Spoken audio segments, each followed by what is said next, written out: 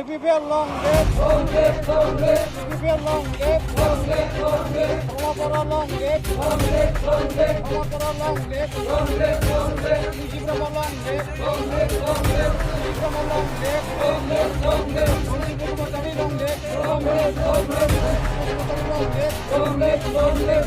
UPPL ni jai.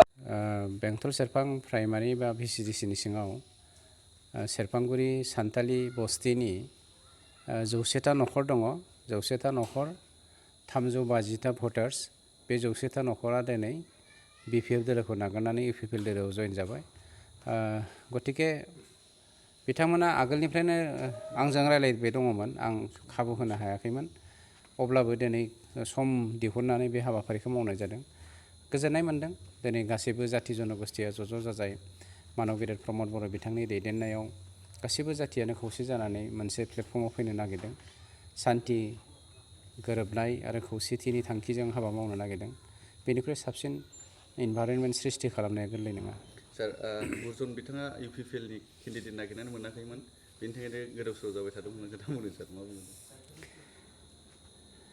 Opposition पार्टिया जेब्लायबो पजिशनाव थानाय पार्टिखौ क्रिटिसाइज खालामखायो बे स्वाभाबिक दिनै UPPL दोलोआव जायगा मोनैखायनो कंग्रेस दोलोआव थांनाय माखासे मानसिफ्रा बेखौ बुंनायनि ओंथि गैया होननानै आं सानो